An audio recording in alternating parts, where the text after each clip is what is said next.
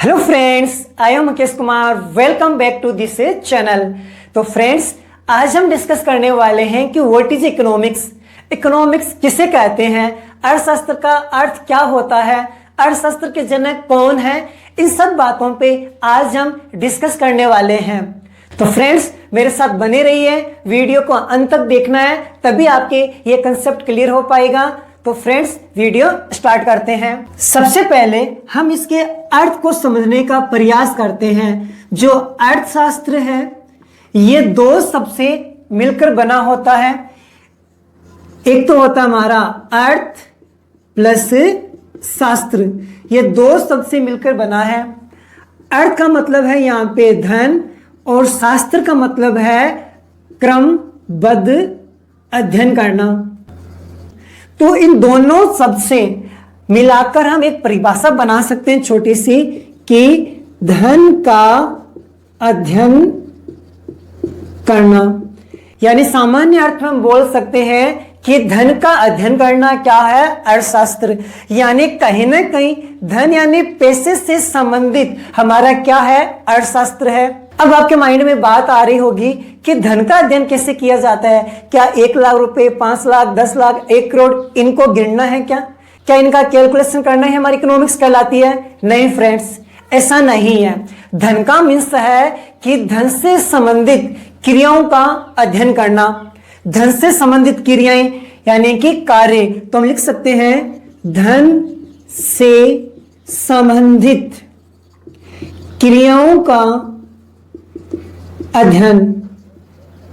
यानी कि धन से संबंधित क्रियाओं का अध्ययन करना क्या कहलाता है, अर्थशास्त्र कहलाता है। अब धन से संबंधित क्रियाएं कौन कौन सी है, अब यह आपके दिमाग में क्वेश्चन मार्क बन के आ गया होगा। धन से संबंधित क्रियाएं, जिसको हम क्या बोलते हैं, आर्थिक क्रिया कहते हैं। और हाँ फ्रेंड्स, यदि आपने आर्थिक क्रिया वाला वीडियो नहीं देखा है, जिसके अंदर मैंने आर्थिक क्रिया किसे कहते हैं, गैर आर्थिक क्रिया किसे कहते हैं, आर्थिक क्रिया में कौन कौन से कार्य आते हैं, इन सब बातों पे मैंने आपको फुल डिटेल में एक वीडियो बना रखा है। यदि आप उसको देखना चाहते हो तो इस वीडियो के डिस्क्रिप्शन में मैंने उस वीडियो की लिंक दे रखी है, तो वहां पे जाके आप उस वीडियो को देख सकते हो। तो धन से संबंधित क्रियाएं, जिसको हम बोलते हैं आर्थिक क्रिया, तो यहां पे इसको हम ऐसे भी लिख सकते हैं कि आर्थिक क्रियाओं का अध्ययन करना। तो अर्थशास्त्र की यह परिभाषा लिख सकते हैं कि आर्थिक क्रियाओं का अध्ययन करना क्या कहलाता है, हमारा अर्थशास्त्र कहलाता है। इसको हम ऐसे भी लिख सकते हैं, क्योंकि आर्थिक क्रिया कौन कौन सी होती है। आर्थिक क्रिया में क्या क्या आता है, उत्पादन, उपभोग, विनिमय और वितरण। तो हम लिख सकते हैं उत्पादन, उपभोग, विनिमय, वितरण आदि का अध्ययन करना क्या कहलाता, हमारा अर्थशास्त्र कहलाता है। मैं आपको एक परिभाषा रटाऊंगा नहीं, ये इकोनॉमिक्स है। इसको हम एग्जाम्पल के थ्रू बहुत सारी छोटे छोटे परिभाषाओं के माध्यम से अर्थशास्त्र यानी इकोनॉमिक्स को समझने का प्रयास करेंगे। क्योंकि जो बच्चे कॉमर्स से रिलेटिव है, सबसे पहले चाहे वो 11th क्लास में आए, चाहे वो 12th क्लास में आए, गूगल पर एक ही बार सर्च करते हैं या यूट्यूब पे कि व्हाट इज इकोनॉमिक्स, अर्थशास्त्र क्या है, अर्थशास्त्र का अर्थ क्या होता है। जब वो गूगल पे या यूट्यूब को देखते हैं तो उनके सामने बहुत सारी परिभाषाएं आ जाती है, और बड़ी बड़ी परिभाषाएं अर्थ दे रखा है, जिससे बच्चे और ज्यादा कंफ्यूज हो जाता है। क्योंकि सटीक परिभाषा कहीं पर भी नहीं दे रखी है, क्योंकि अर्थशास्त्र की अलग अलग अर्थशास्त्री ने अलग अलग प्रकार की परिभाषा दे रखी है, जिससे बच्चे कंफ्यूज हो जाते हैं। तो फ्रेंड्स, आज मैं आपको यहाँ पे अर्थशास्त्र की परफेक्ट परिभाषा बताऊंगा। अर्थशास्त्र का रियल में इसका मीन्स क्या होता है, रियल में अर्थ क्या होता है, इसके ऐसे एग्जाम्पल बताऊंगा जो आप व्यवहार में करते हो। मैं ये कहता हूं कि अर्थशास्त्र का संबंध इस देश के प्रत्येक व्यक्ति, समाज के प्रत्येक व्यक्ति से जुड़ा हुआ है। इसको हम एक एग्जाम्पल के थ्रू भी समझेंगे, लेकिन अब इसको हम सामान्य जो परिभाषा है उसमें हम डिस्कस कर लेते हैं। धन का अध्ययन करना, या धन से संबंधित क्रियाओं का अध्ययन करना, या फिर आर्थिक क्रियाओं का अध्ययन करना, या उपभोग, उत्पादन, विनिमय, वितरण आदि का अध्ययन करना क्या कहलाता है, अर्थशास्त्र कहलाता है। यह तो इसकी ओनली सामान्य परिभाषा है जो अब 9th क्लास तक या 10th क्लास तक एग्जाम के अंदर ये परिभाषा लिखोगे तो बेटर रहती है। लेकिन जब आपका लेवल बड़ा हो जाता है, यानी आप 11th क्लास में 12th क्लास में आ जाते हो, जब आपका रियल एक सब्जेक्ट आ जाता है इकोनॉमिक्स, तब ये परिभाषा आप लिखोगे तो थोड़ा ठीक नहीं लगेगा। इससे हम बेटर परिभाषा बना सकते हैं। इससे अच्छी परिभाषा को मैं आपको एक एग्जाम्पल के थ्रू समझाता हूं, फिर आपके रियल जो इकोनॉमिक्स है, रियल जो अर्थशास्त्र क्या होता है वो आपके समझ में आ जाएगा। तो ये सामान्य परिभाषा हो गई है। अब इसकी परफेक्ट परिभाषा की ओर चलते हैं। तो सबसे पहले मैं आपको एक एग्जाम्पल देता हूं। मान लीजिए कि आपका बर्थडे आ रहा है और आपको घर वालों ने 2000 रुपए दिए हैं, ठीक है ना। परिभाषा की तरफ जाने से पहले मैं एग्जाम्पल के थ्रू समझाऊंगा, ज्यादा बेटर रहेगा। हो सकता है कि 5 मिनट ये वीडियो लंबी हो जाएगा, लेकिन जो हमारा अर्थशास्त्र का जो अर्थ है ना, उसका पूरा कंफ्यूज दूर हो जाएगा। रियल परिभाषा, रियल अर्थ क्या होता है वो आज समझ जाओगे। तो देखो, मान लीजिए आपको 2000 रुपए दिए हैं और आपको बाजार से क्या क्या लेकर आने हैं, कपड़े लेकर आने हैं, और क्या लेकर आनी है, आपको घड़ी लेकर आनी है एक, और आपको मान लीजिए कि जूते लेकर आने हैं, मान लीजिए कि आपको अन्य सामान भी परचेज करना है। अब देखो फ्रेंड्स, यदि आप 2000 रुपए से इतना सामान लेकर आओगे, इसका मीन्स क्या है कि आपकी आवश्यकताओं तो क्या है, बहुत ज्यादा है, जबकि आपके पास जो संसाधन है, जो 2000 रुपए दे रखी है, वो आपके पास में क्या है, लिमिटेड दे रखे हैं। यानी आपको अपनी आवश्यकताओं को इन 2000 रुपए से ही क्या करनी है, पूरी करनी है। अब मार्केट जाते हो तो आपको सबसे पहले कपड़े वाले दुकान गए थे, आपको एक ड्रेस लेनी, इसमें पैंट शर्ट लेना है, तो दुकानदार ने पहले के आपको 2000 रुपए की ड्रेस बताई। आपने बोला मेरे पास टोटली 2000 रुपए हैं, जबकि मुझे 2000 रुपए में इतना सामान लेकर आना है। अन्य सामान में क्या है, केक भी दे रखा है, डेकोरेशन का क्या दे रखा है, सामान भी आपको परचेज करना है। यदि 2000 रुपए में ड्रेस ले लूंगा तो ये अन्य सामान नहीं आएगा। फिर आपको उसने 1500 रुपए वाली ड्रेस दिखाई और आपको 1000 रुपए वाली ड्रेस दिखाई। अब बताओ, तीनों ड्रेस पसंद है क्या? तीनों ड्रेस तो पसंद है। क्या आप तीनों ड्रेस ले सकते हो क्या? हम ले नहीं सकते। मन तो कर रहा है कि आपको तीनों ड्रेस ले लूं, लेकिन नहीं ले सकते। क्यों नहीं ले सकते? क्योंकि आपके पास जो मनी है वो क्या है, लिमिटेड मात्रा में है। तो आपने तीनों ड्रेस में से ये 1000 रुपए वाली ड्रेस को क्या किया है, सेलेक्ट किया है। आपकी इच्छा तो है 2000 रुपए वाली लेनी, लेकिन क्या करें, पॉकेट मनी कितनी, ओनली 2000 है, जिसमें से आपको अन्य सामान परचेज करना है। तो आपने 1000 रुपए वाली ड्रेस को पसंद किया है।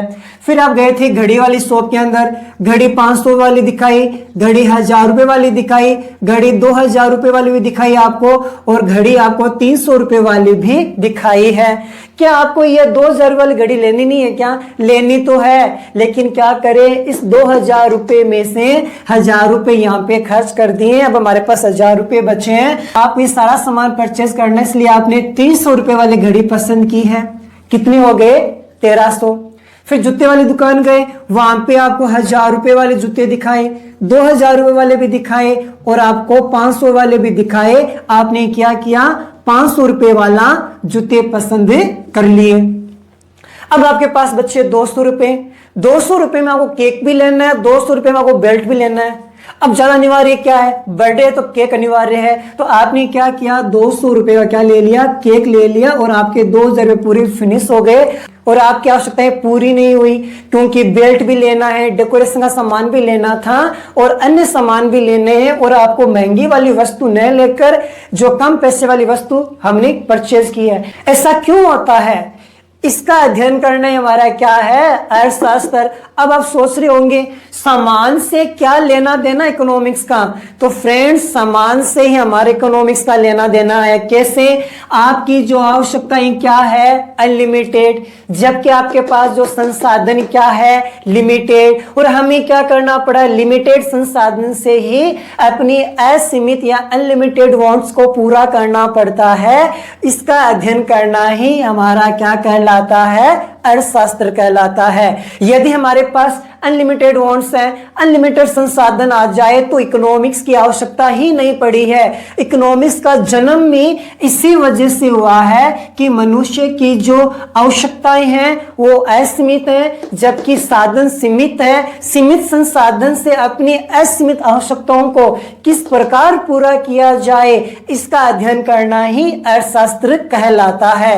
यह है हमारी परफेक्ट परिभाषा, जिसके अंदर अनलिमिटेड वांट्स को लिमिटेड संसाधन से किस प्रकार पूरा किया जाए, इन सब बातों का अध्ययन करते हैं। अभी क्या था ना, ड्रेस इतनी वाली दिखाई, हम इसका सिलेक्ट किए, जूती इतने वाली दिखाई, हम इसका सिलेक्ट किए, या वॉच इतनी रुपए वाली दिखाई, हमने इसका सिलेक्ट किया है।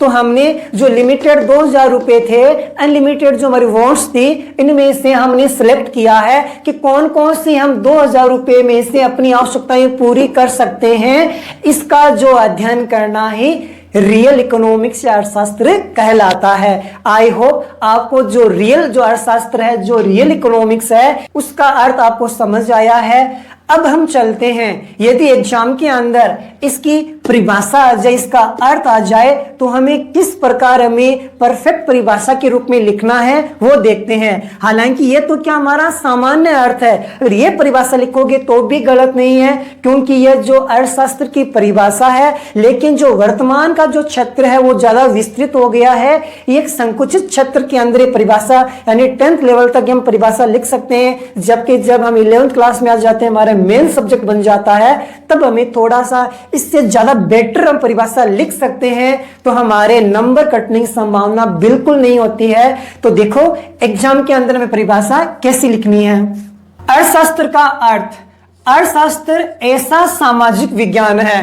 तो अर्थशास्त्र का संबंध सामाजिक विज्ञान से क्यों है? क्योंकि मैंने आपको पहले ही बताया था कि प्रत्येक व्यक्ति का संबंध किससे है? अर्थशास्त्र से है।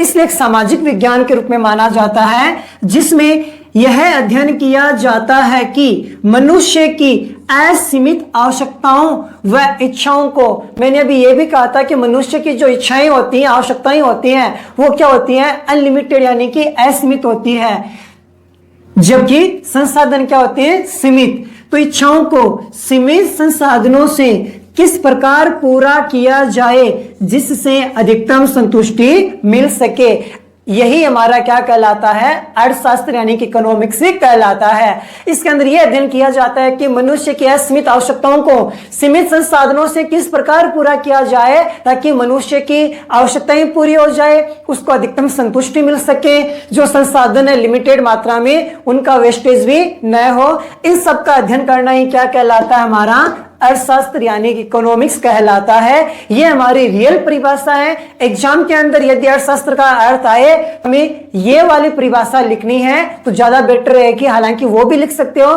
कि धन से संबंधित क्रियाओं का अध्ययन करना क्या कहलाता है? अर्थशास्त्र।